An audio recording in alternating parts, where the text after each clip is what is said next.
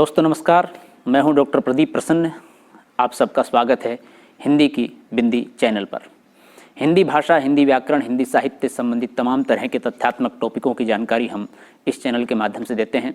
आइए आज नया टॉपिक कुछ सीखते हैं।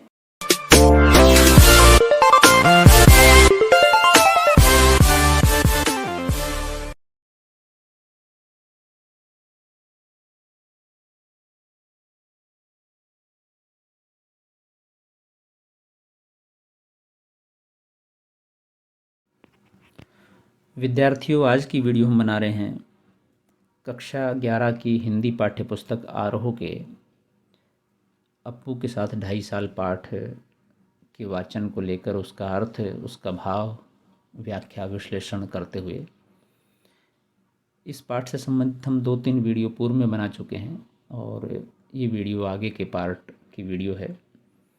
वीडियो प्रारंभ करने से पहले आप सबसे निवेदन है, यदि आपने हिंदी की बिंदी चैनल को अभी तक सब्सक्राइब नहीं किया है तो प्लीज़ उसे सब्सक्राइब जरूर करें, बेल आइकन को जरूर दबाएं ताकि कोई वीडियो आप मिस न कर पाएँ। आइए शुरू करते हैं आज की वीडियो।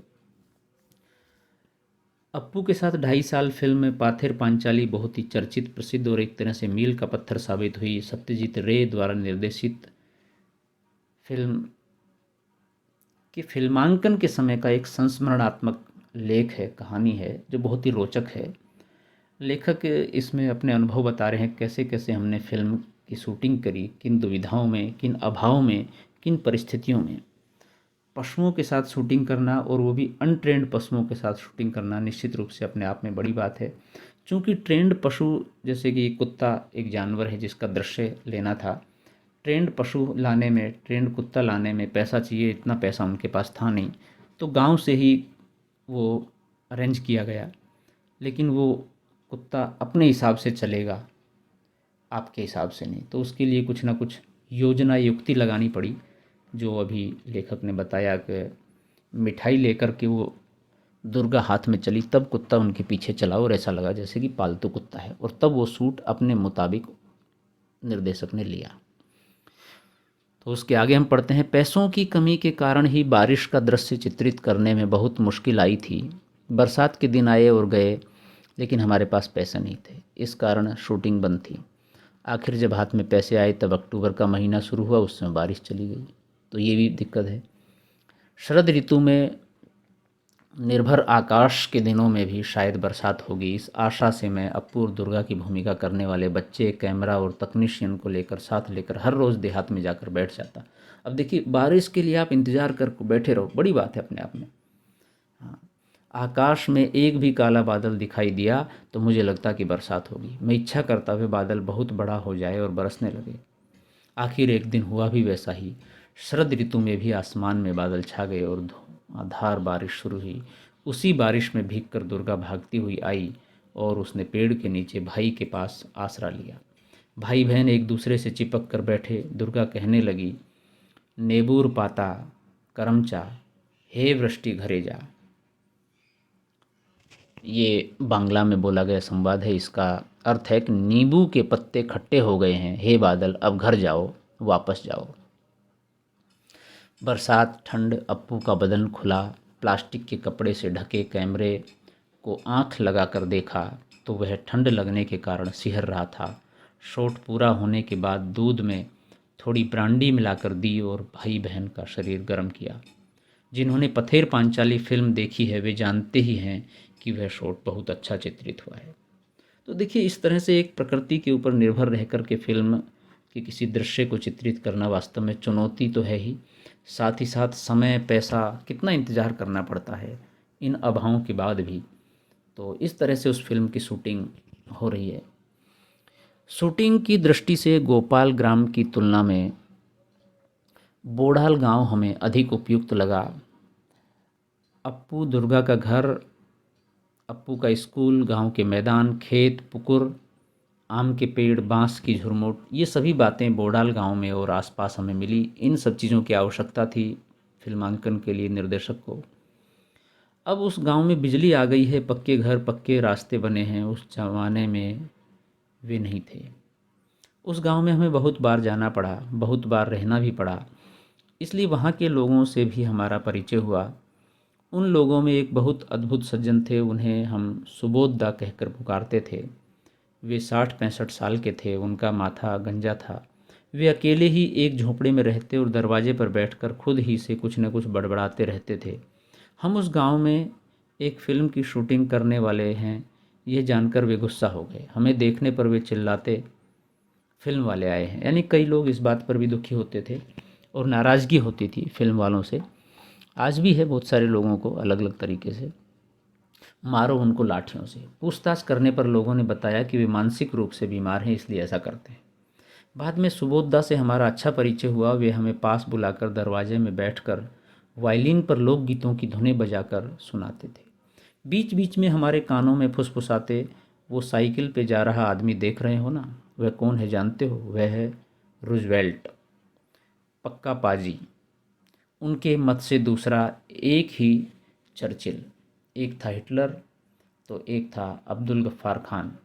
सभी उनके मतानुसार पाजी थे, उनके दुश्मन थे। इन सब का परिचय हम यहाँ पर ले लेते हैं, नीचे दिया हुआ है।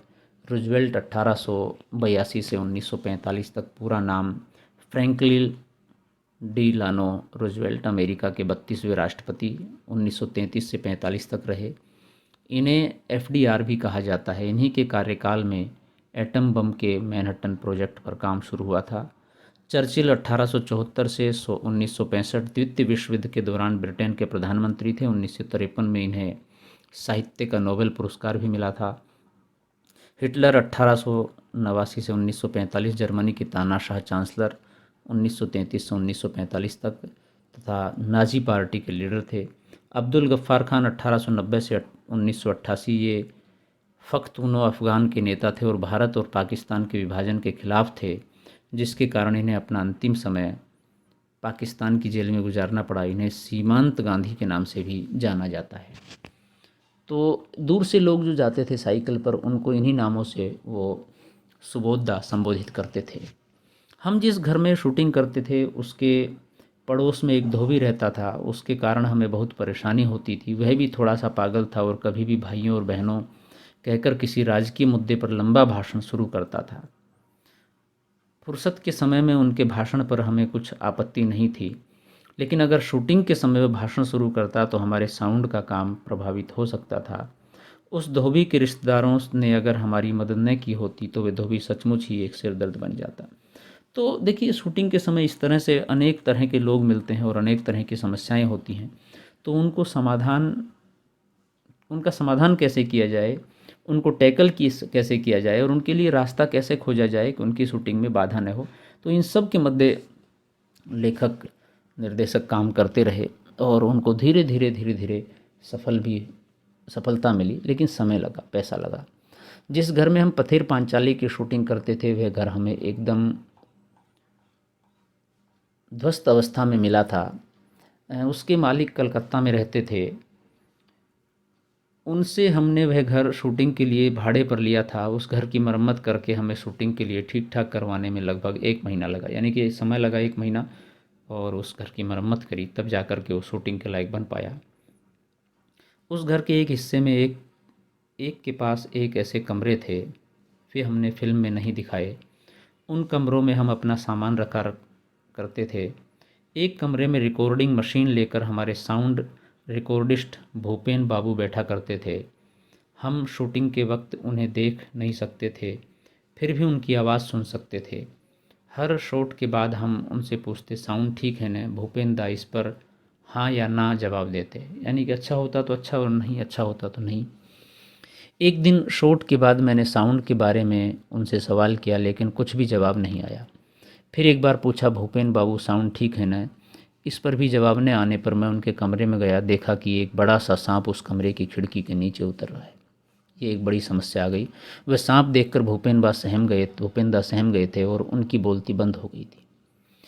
वह सांप हमने वहाँ आने पर कुछ ही दिनों के बाद देखा था। अब देखिए, एक तो ये पुराना मकान, पुरानी हवेली टाइप का जिसमें बहुत सारे कमरे हैं, बंद था, उसकी मरम्मत करवाई, तो ऐसे में स्वाभाविक रूप से एक सांप, बिच्छू ऐसे जानवर वहाँ पनप जाते हैं कई दिनों तक बंद रहने के अभाव के कारण, क्योंकि जहाँ सुनसान रहता है वहाँ पर ये सर्प, बिच्छू बहुत सारे दूसरे ऐसे जानवर धीरे धीरे जाते हैं और घर बना लेते हैं, क्योंकि वो मनुष्य से अक्सर दूर रहते हैं और सहज अनुभव करते हैं। तो अब वो अचानक से आ गए, निकल गया है सांप कहीं से, और ऐसे में भूपेन बाबू जैसे लोगों की या कोई भी व्यक्ति की डर के मारे आवाज़ बंद होनी स्वाभाविक है। तो उनकी भी आवाज़ बोलती बंद हो गई, आवाज़ बंद हो गई। लेकिन जैसे ही वो कक्ष में गए सत्यजीत रे जी, तो उन्होंने देखा कि वो सांप हमने वहाँ आने से कुछ ही दिनों के बाद देखा था। उसे मार डालने की इच्छा होने पर भी स्थानीय लोगों के मना करने के कारण हम उसे मार नहीं सके। वह वास्तु सर्प था और बहुत दिनों से वहाँ रह रहा था। ये उन लोगों का मानना था कि वो बहुत दिनों से रह रहा है, उसको नुकसान मत पहुँचाइए, वो आपको भी नुकसान नहीं पहुँचाएगा। तो विद्यार्थियों, अप्पू के साथ 2.5 साल बड़ी ही रोचक कहानी, बड़ा ही रोचक संस्मरण निश्चित रूप से पथेर पांचाली के फिल्म की शूटिंग के दौरान का। और ये तो बहुत छोटा अंश है, इसको आप पूरे रूप से भी पढ़ सकते हो। ये उपलब्ध है उनकी जो अन्य लिखी हुई पुस्तकों के माध्यम से भी देख सकते हैं, और आप गूगल पर सर्च कर सकते हो, शायद मिल जाए आपको। लेकिन बहुत अच्छा रहा। आज की वीडियो हम यहीं समाप्त करते हैं। ये पाठ पूरा हो गया। वीडियो आपने पूरी देखी उसके लिए धन्यवाद। आशा करते हैं आपके लिए लाभान्वित होगी। यदि अच्छी लगी हो तो इसे लाइक कीजिए, शेयर कीजिए, कमेंट्स कीजिए और चैनल को सब्सक्राइब करना न भूलें।